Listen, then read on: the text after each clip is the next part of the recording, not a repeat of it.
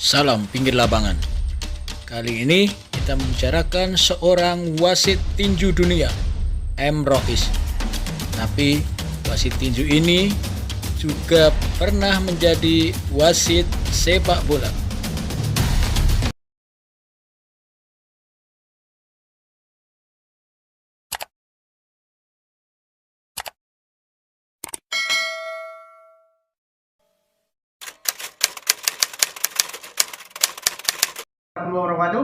Perkenalkan, nama saya Muhammad Rois. Profesi saya sehari-hari adalah seorang guru olahraga di suatu lembaga pemerintahan di SMP Negeri 36 Surabaya yang lokasinya di Kebonsari Sekolah nomor 15. Saya di sini mulai tahun 98 dan sebelumnya saya adalah guru di suatu daerah terpelosok di Jawa Timur, yaitu di Kecamatan Blulu, Kabupaten Lamongan.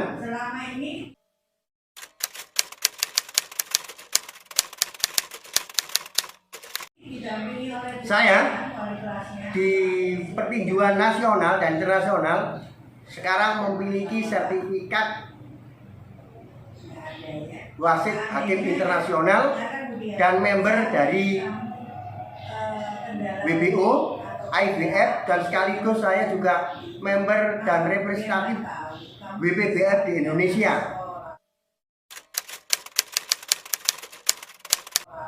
Saya sebagai wasit tinju dan hakim tinju profesional itu hanya coba-coba. Waktu itu ada pengumuman atau berita di koran Jawa Pos tahun 1989, lembaga tinju organisasi dari PMTI, yaitu Persatuan Manajer Tinju Indonesia, dengan sekjennya Bapak Petrus Cadilaksona, pemilik Saunggaling, dan ketuanya adalah Bapak Edi Piri, pemilik dari Piri Boxing Camp Surabaya, itu mengadakan kursus wasit hakim dengan syarat harus sarjana muda dan usianya harus 25 tahun. Tetapi saat itu saya belum 25 tahun, tapi saya nekat mendaftar dengan biaya dengan Rp10.000. Tujuan saya agar memiliki pengetahuan tinju saja, tidak ingin bertugas apapun. Yang kedua, setelah mengikuti kegiatan kursus wasit hakim yang diadakan PMTI dengan narasumber yang luar biasa, yaitu tokoh-tokoh wasit tinju yang malang melintang di internasional, mulai Pak Yopi Limahilu almarhum, kemudian Pak Rustam dan sebagainya, kemudian Pak Naryo almarhum, kemudian Pak Wijanadi almarhum, itu sebagai narasumber kegiatan tersebut. Saat itu ketua KTI Surabaya adalah Pak Taryono, seorang kolonel marinir, sebagai ketua KTI Surabaya.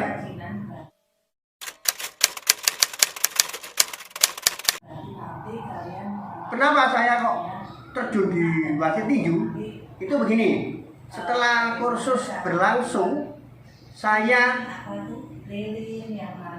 mengikuti saja, tidak ingin menjadi wasit atau apapun. Tapi karena saat itu kalau nonton tinju, pertandingan tinju di Guskit itu mahal. Tahun itu tahun 89-90 bayarnya minimal 50.000, dan menurut saya sangat mahal. Alangkah indahnya saya kalau sebagai wasit atau hakim, sehingga kalau nonton pertandingan tinju gratis. Itu saja awalnya. Proses berjalan tidak gampang, karena waktu itu pendaftarnya khusus adalah sekitar ada 30-50 orang kalau tidak salah, semua sarjana dari segala ilmu. Alhamdulillah saya masuk 10 besar, sehingga diberi kesempatan untuk uji coba sebagai wasit hakim di pertandingan yang resmi. Hanya uji coba.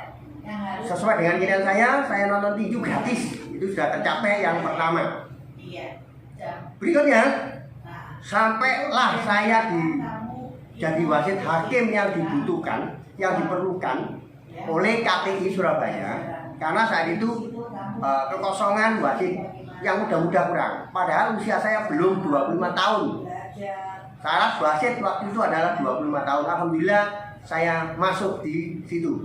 Asal muasalnya adalah saya membaca koran Jawa Pos terbitan tahun 1989. Itu halaman berapa saya lupa, untuk mengikuti kursus wasit hakim yang diselenggarakan PMTI dan KTI Surabaya. Saya terus terang tidak memiliki dasar tinju, tapi saya adalah lulusan sarjana olahraga dari Fakultas Pendidikan Olahraga Kesehatan IKIP Surabaya di tahun itu. Saya masuk IKIP tahun 1984. Lulus tahun 1988.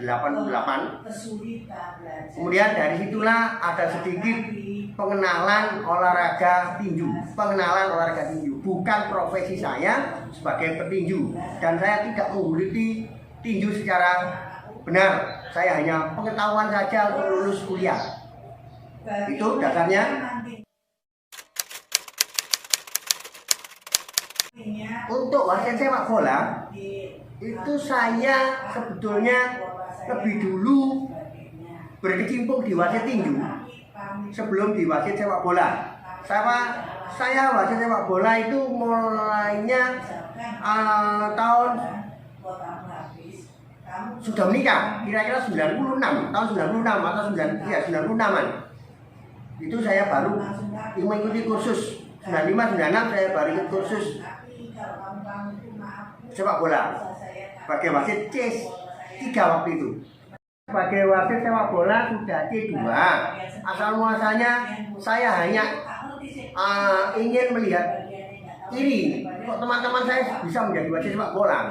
Nah, itu saya tanya teman-teman yang dari lulusan SPUK, salah satu itu Pak Wardiono yang menyuruh saya untuk menjadi wasit sepak bola. Dan alhamdulillah saat penataran C3 saya itu peringkat 1 dari seluruh Jawa Timur. Alhamdulillah. Kemudian dari situlah saya menjadi wasit sepak bola C3 yang berkecimpung di kompetisi internal Persibaya saat itu. Kemudian saya diberi kesempatan kursus lagi 2 tahun atau 3 tahun yang setelah C3 adalah C2. Disinilah saya mandek, tidak mengembangkan diri sebagai wasit sepak bola karena sudah nyaman di wasit tinju karena saya sudah internasional waktu itu. Jadi waktu itu almarhum Pak Pangkat sampai bertanya ke saya, kenapa kok tidak melanjutkan di sepak bolanya? Saya jawab dengan bahwa saya sudah menemukan ketenangan, kenyamanan, kenikmatan, dan kepuasan bertugas, bukan karena nominalnya, tapi karena kepuasan hati. Itu adalah segala-galanya. Saya sampai sekarang tetap berkecimpung di wasit tinju internasional, khususnya wasit tinju profesional.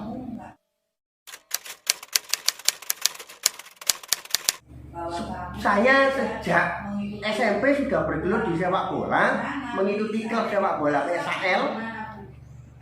Itu saat SMP, kemudian sampai SMA itu tetap di PSAL, dan sempat saya berkompetisi di Piala Sidikap. Itu pertandingannya siang hari, adalah kompetisi anak klub usia di bawah 17 tahun. Dan alhamdulillah saya terjaring masuk seleksi junior Persibaya waktu itu. Saya lupa tahunnya. Tapi saat itu saya SMA kelas 3 masih ingat. Berarti saya tahun 84 awal. Itu 84 awal itu menjelang UNAS. Saya ditanya oleh kepala sekolah saya, kamu ikut TC Persibaya Junior apa UNAS? Saya dengan sendirinya saya jawab, saya milih UNAS, tapi mencuri waktu. Tetap persiapan sekolah UNAS dan tetap ikut seleksi Persibaya Junior. Tetapi garis hidup saya tidak bisa membagi waktu karena TC-nya itu pagi hari dan sekolah saya pagi hari, otomatis saya berat di sekolahan sehingga seleksi junior Persibaya saya tinggalkan begitu saja. Namanya pelatihnya Pak Kusman Hadi waktu itu, saya dipanggil, kenapa kamu kok tidak melanjutkan seleksi junior Persibaya? Ya saya jawab, orang tua dan sekolah saya menghendaki saya untuk di sekolahan mengikuti persiapan UNAS. Ya, berkesempatan membela Kecamatan Kenjeran, suatu kegiatan gala desa yang diadakan resmi oleh pemerintah Kota Surabaya waktu itu tahun 83, 84 atau 85. Usia saya masih bisa di situ bertanding antar kecamatan se-Surabaya, dan saya pernah saat itu saya satu tim dengan Yusuf Eko Dono di Kecamatan Kenjeran. Alhamdulillah tim Kenjeran masuk 5 besar. Dengan pelatihnya kalau tidak salah dulu bapaknya Yusuf Eko Dono, Pak Min.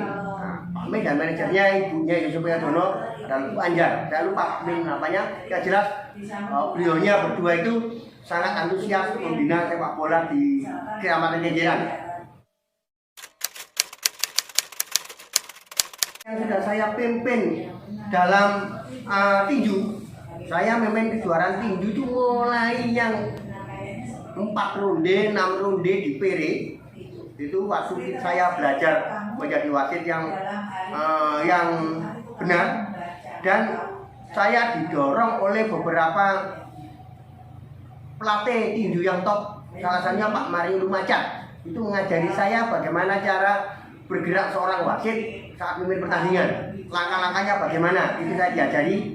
Kemudian yang mensupport saya itu Pak Setiadi Laksono, Pak Edi Pere, Pak P. Wiafandi atau Pak Bevan, kemudian Pak Joko Tetuko, almarhum Pak Abdul Hamid. Itu semua Pak Aseng memberikan support ke saya untuk berkembang menjadi wasit tinju profesional yang bisa berkembang di dunia. Kemudian siapa saja yang berjasa sehingga saya mampu menjadi wasit tinju dan mendalami tinju personal, itu adalah secara administrasi ada 2 di Surabaya. Yang pertama itu almarhum Pak Suryono. Pak Suryono itu administratornya KTI waktu itu tahun 90-an. Dan Pak Wijanagi. Pak Wijanagi orang sangat baik, mengajari saya bagaimana memanage suatu pertandingan agar petugasnya itu berjalan dengan sesuai aturan, tidak terjadi konflik dan sebagainya. Kalau ilmu pengetahuan tinju itu bermacam-macam saya ambil dari Pak Setiadi Laksono, dari Pak Edi Pere, dari Pak Aseng, dari Pak P. Wiafandi, dan semuanya. Itulah beberapa orang yang membuat saya bisa berkembang sampai saat ini. Kalau wasit-wasit senior itu semua mensupport saya, mulai almarhum Pak Naryo, Pak Rustam, Pak Yopi Mahelu, dan lain-lain. Kemudian yang sampai saat ini yang masih bekerja sama dengan saya dalam wasit tinju yang totalitas, yaitu paling senior di antara kita adalah Pak Bambang Subagio. Itu yang memberi support, membesarkan hati saya bahwa saya ini bisa berkembang. Kemudian yang lain ada Pak Damali dan sebagainya. Di perwasitan tinju profesional, saya sudah bertugas di Korea, di Mako, di Thailand, di Filipina dan sebagainya.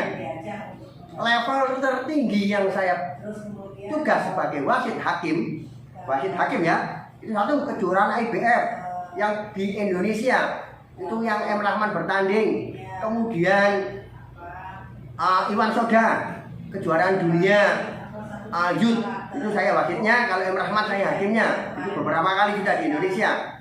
Berikutnya saat di Filipina, saya sebagai wasit hakim IBF dan WBO, itu kejuaraan dunia murni. Ada Doni Netes, kemudian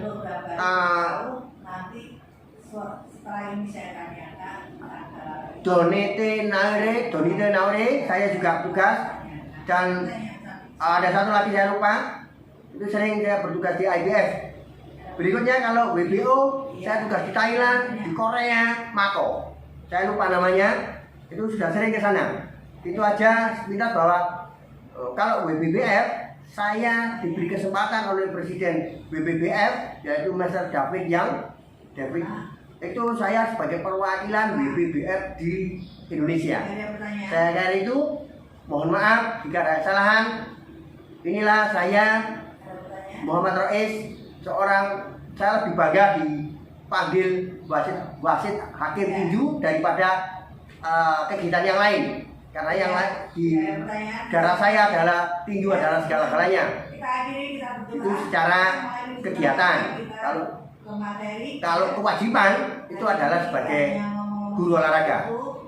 Terima kasih, dan sampai saat ini juga saya tercatat sebagai pengurus KONI Kota Surabaya, pengurus Pertina Kota Surabaya, kemudian pengurus KTI Surabaya, pengurus KTI Jawa Timur, dan yang terakhir saya jabatan terbaru adalah Komisi Wasit atau Korwastinnya Federasi Tinju Profesional Indonesia. Dan alhamdulillah saya bisa menjalankan tugas dengan baik, dan semoga sampai akhir hayat nanti saya tetap mampu berkiprah dan menyumbang pengalaman saya untuk mengembangkan tinju profesional Indonesia. Terima kasih. Assalamualaikum warahmatullahi wabarakatuh. Itulah tadi sekilas perbincangan dengan M. Rois, wasit tinju dunia yang di masa mudanya pernah nyaris membela Persebaya Junior. Salam pinggir lapangan.